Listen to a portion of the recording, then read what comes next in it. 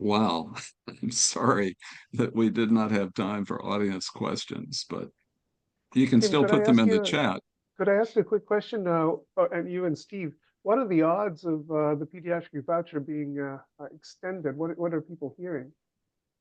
And Kate, Okay, well, I'll step up first. I'm not in the channels where I would hear day to day about these things, but I can respond to the context, and the context is that it's always hard to find a legislative vehicle for what amounts to a small item. I know it's not small item to certain constituencies, but in the big picture of the government, it is. So that's always an issue. That's part of what was a problem last year. It's going to be worse context-wise before it gets better. This is not going to go on reconciliation, but it does have some very strong supporters who continue to look out for a vehicle that they can just tag it onto. And I don't have any good, maybe the others have a better idea whether there's something coming up where they think they can add it. But that's the context. And it would say, based on past, I would say that unless they've got something special lined up, it's going to be 4 or 5 months at least before Congress gets to legislation that is more than global reconciliation, budget, taxes, immigration.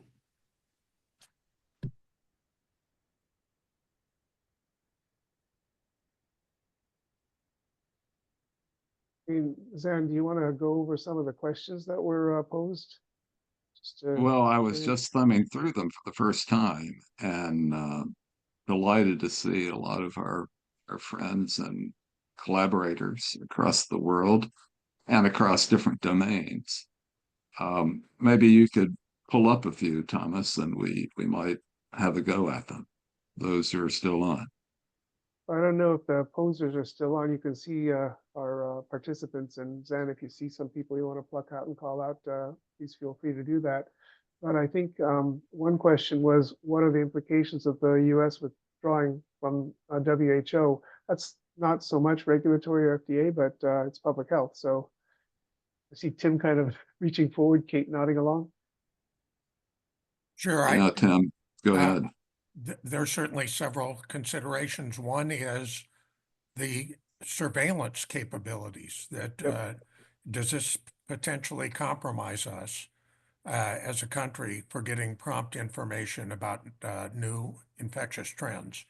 So that's certainly a great concern to the Infectious Disease Society of America and other groups that I'm familiar with. The other thing would be there's the speculation that as America drops away from that and its fiscal commitments, who will take a dominant view, and will whatever that party is, that could be China. It will be What China, for what would sure. happen to U.S. interests for even any collateral access to surveillance? Yeah, And a lot of the research that goes on as it relates to antimicrobial resistance and so forth usually comes out of WHO, CDC type collaborations. It would be very unfortunate to see those things yeah, suffer as a result of broader policy concerns. yeah. It's a terrible development.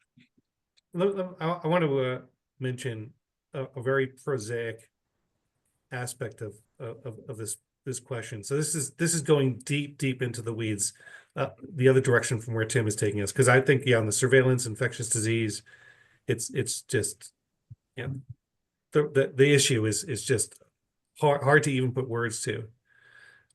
But WHO also administers some very focused programs like the international non-proprietary naming. So that you're getting into things like nomenclature, which what could be more boring, but nomenclature is at the heart of kind of consensus worldwide standards. And so when new molecules, new moieties are developed, you apply to the WHO through their INN program for the assignment of a name. And that becomes hopefully the universal name around the globe. And that serves some very obvious purposes. And FDA is on that panel.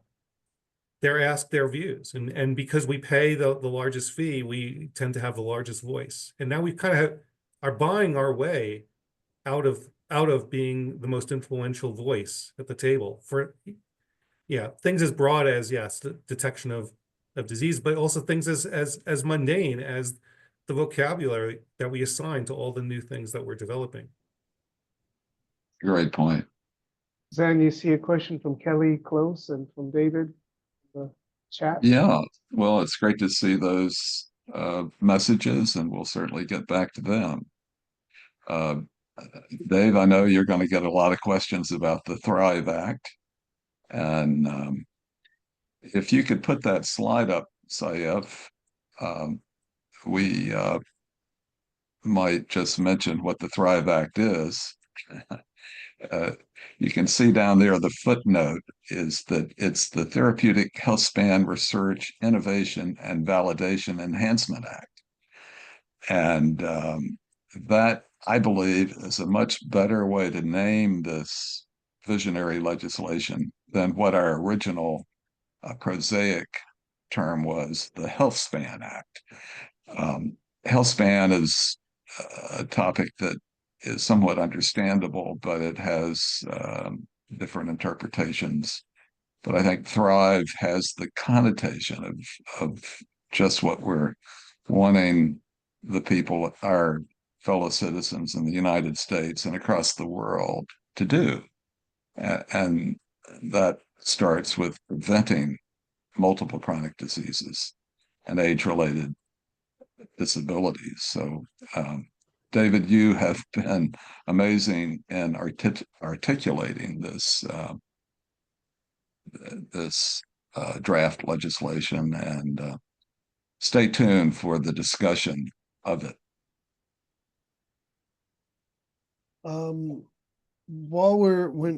If there are more questions on this, otherwise, I want to go back to WHO for just a second, Please. which is that there's a different view that's not inconsistent with what was said. And a lot of these, especially the international initiatives that are kind of in your face, it's really clear the plan is, at least on some of them, to use it as a negotiating tactic. And so while I think we should be appropriately concerned, as people said, about the departure from WHO, I think there's a good chance this one's going to be okay. Some other countries are going to have to provide a larger portion of the budget, and we'll get some some leadership that we like better than the current leadership, but that the end game is not necessarily actually withdraw.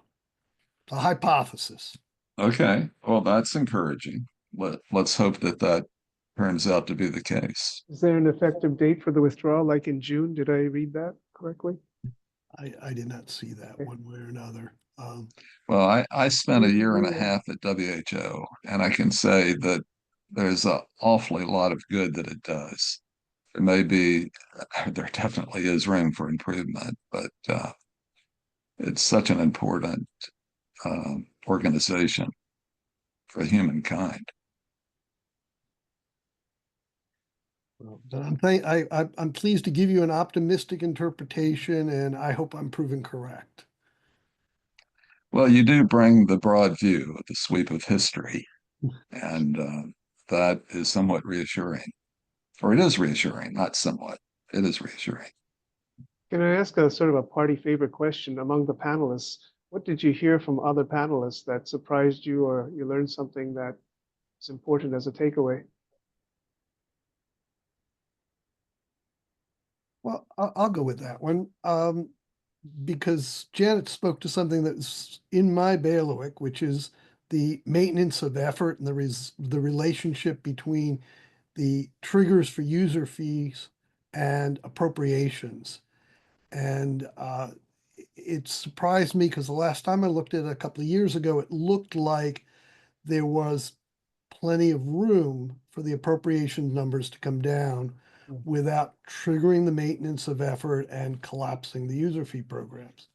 One of my notes is to go back and talk to Carter Esham, who's the new head of the Alliance for a Stronger FDA, and look into where we are with regard to those thresholds. Because Maintenance of effort was very important in the creation of the user fee programs. That is, industry bought in part on the idea that it was not going to replace congressional support, that it was additive.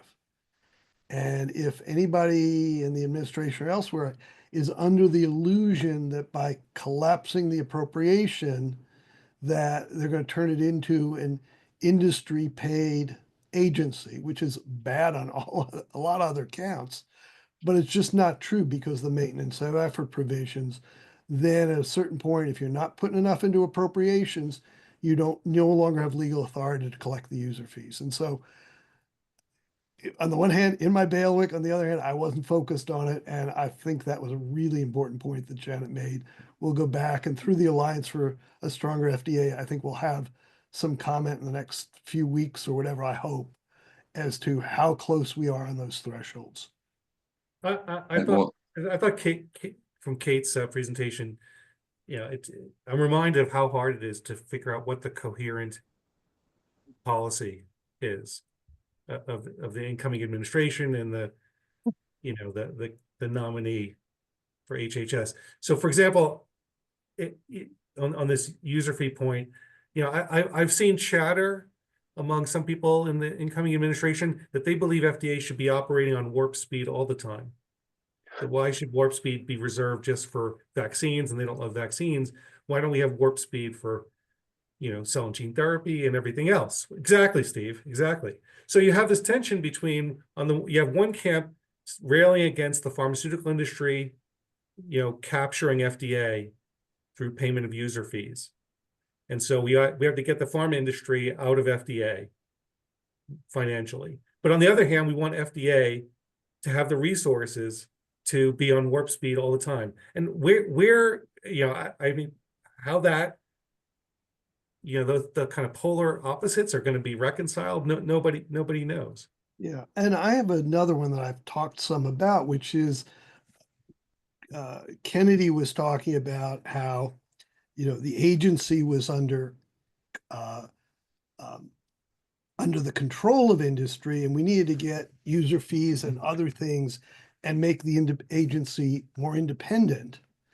And at the same time, Vivek, and I'm never able to pronounce his last name, unfortunately, is talking about how the agency is impeding innovation in the industry. I don't know any way to reconcile those two views. Either the agency is captured by industry or it's a hindrance to industry. How can it be both? So yes, it's not one or two, or it's 5 or 6 or 7 types of contradictions as you come in and you have very strong people.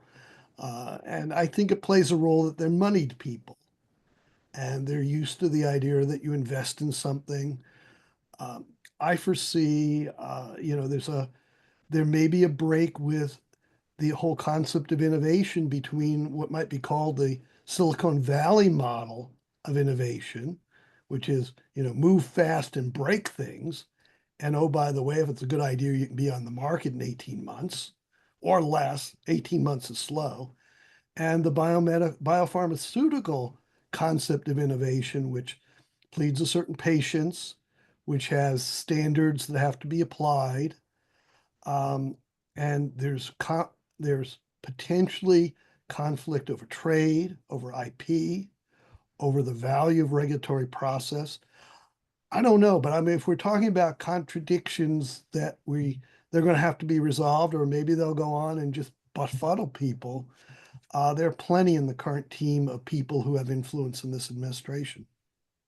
There is cognitive dissonance for sure.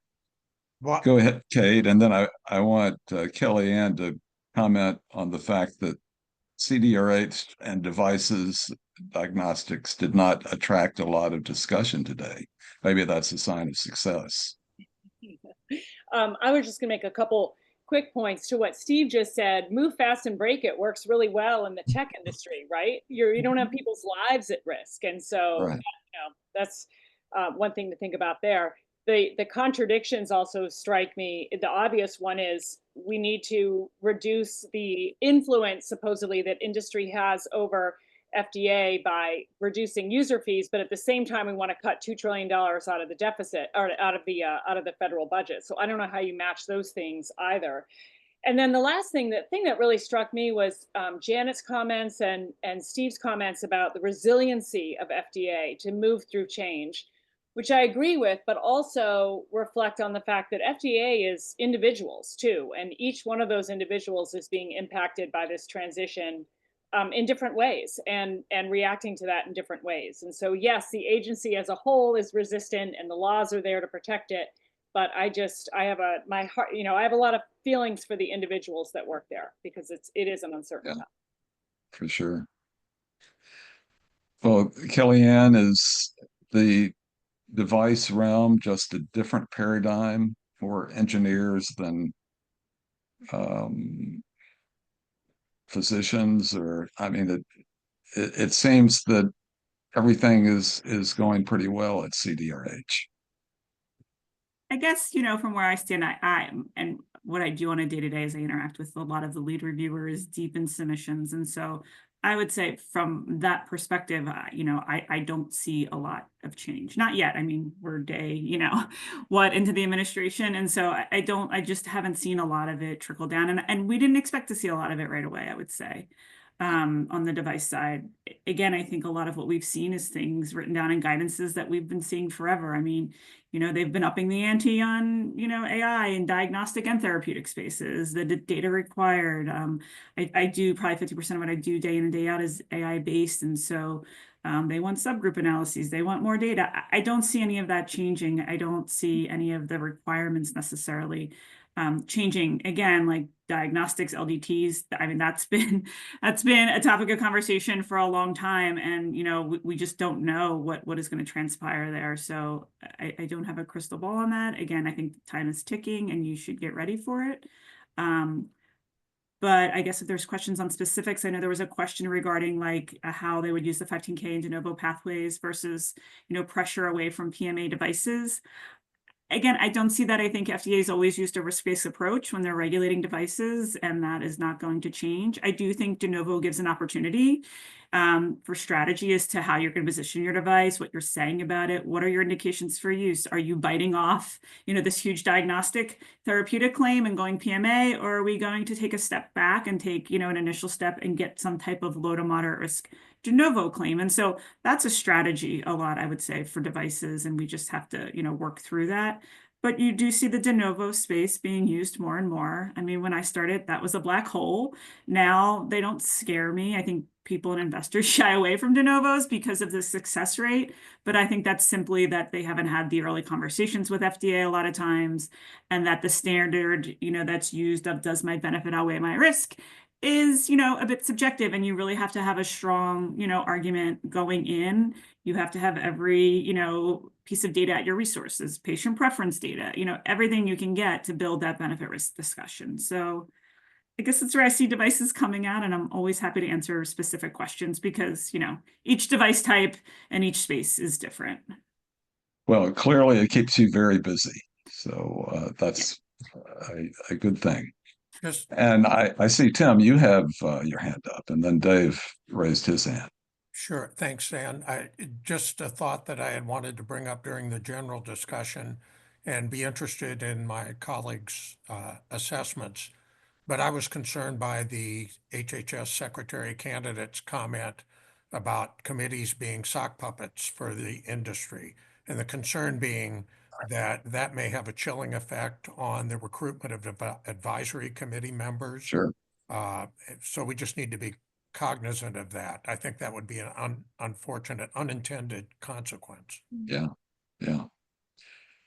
So true. And these kind of effects are just going to have no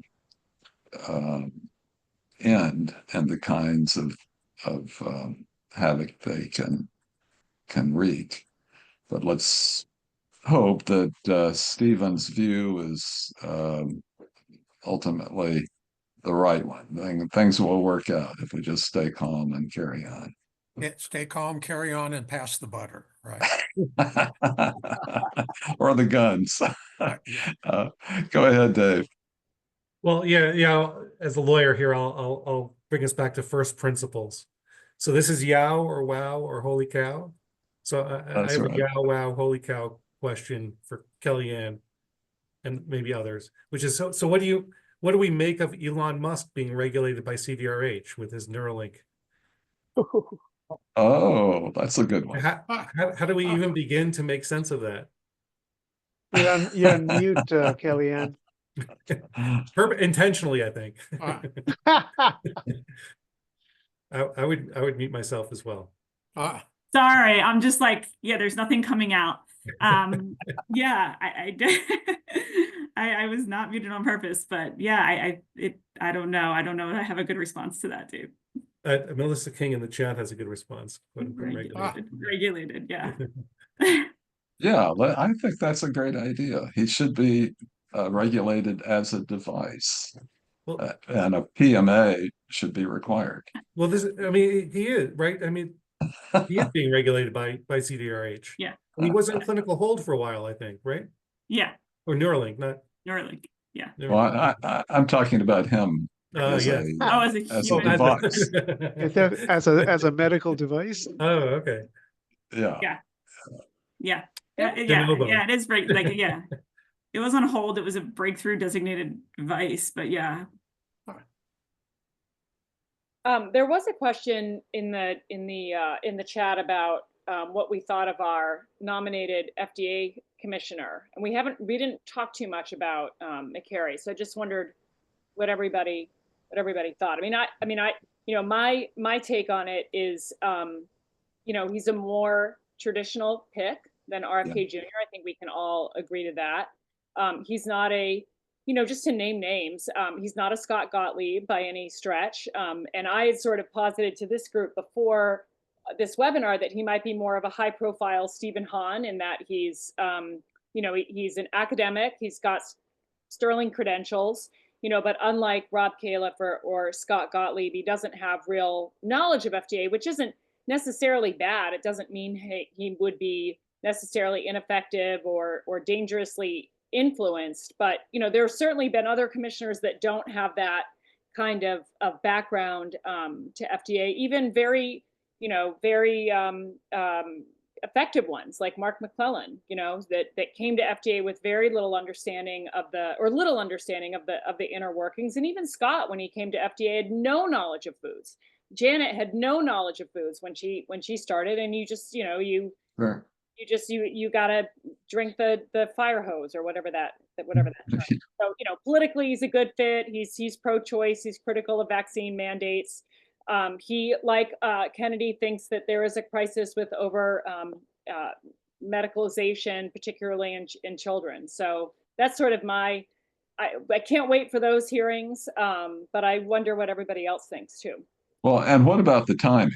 Stephen has already declared that he is qualified. April 1.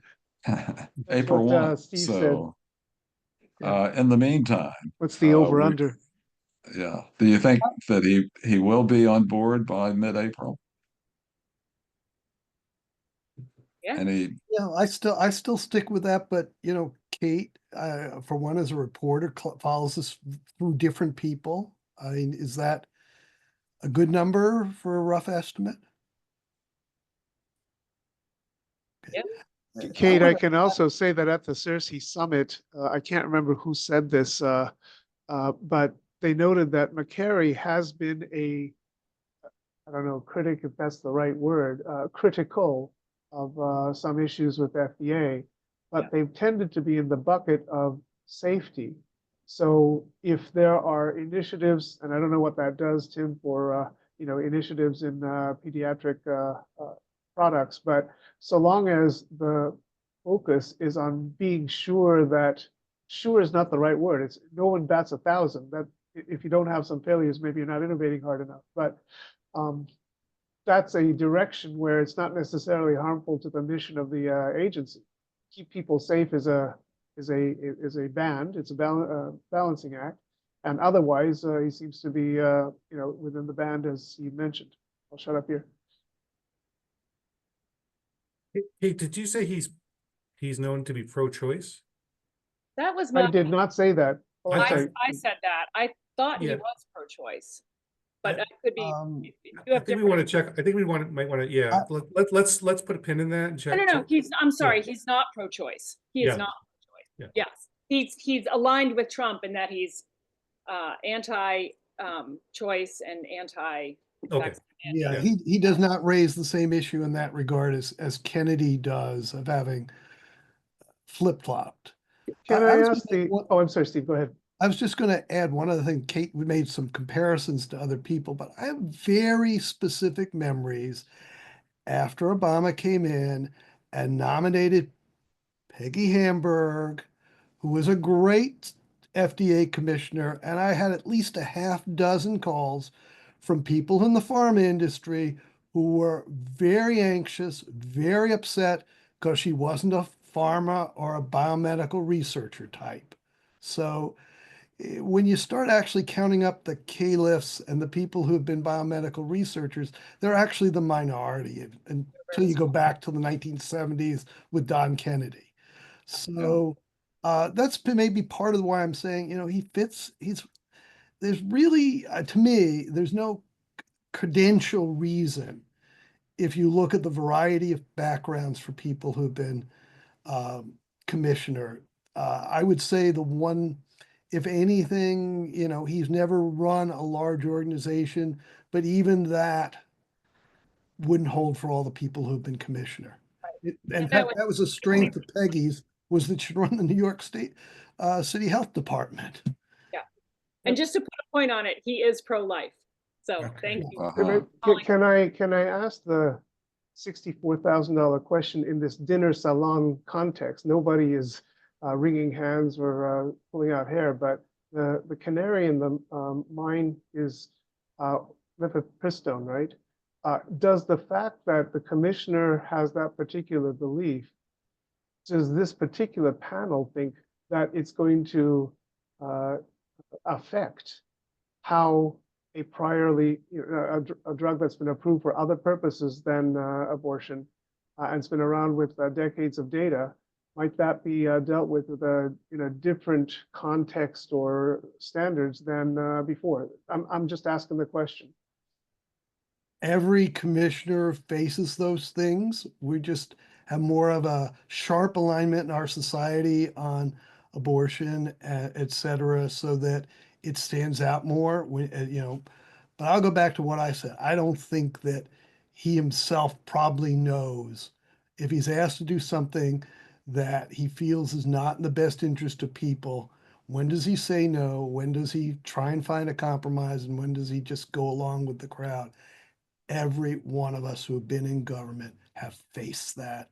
And it's a big question. And it's not in the least solo to him or his predicaments or his views. So I think the only thing that caused me at least some concern is his prior publications on the Orphan Drug Act and that they represented windfall to industry. So I would imagine that will be one of the questions. And those pieces are from 8 years ago, so perhaps are not representative of his current position. Yeah, I had not seen those, and having been in and out of the orphan drug thing since the beginning, usually it's a matter of presenting that because I think it's a very easy position, particularly for pharmaceutical critics, to come to that somehow it's wrong to put so much energy and attention into the few at theoretically the expense of the many. And that when you actually get down and say, what happens? Why are they doing this? What breakthroughs come out of it? What are the advantages that a robust program in orphan drugs has brought about? I think at least I can't think of anybody who wasn't sufficiently convinced. So Sure. I had not heard about that, but I would be optimistic on that point. Yeah, I just think it'll be something. Nord has done a couple of very good studies on this as well. Oh, of course.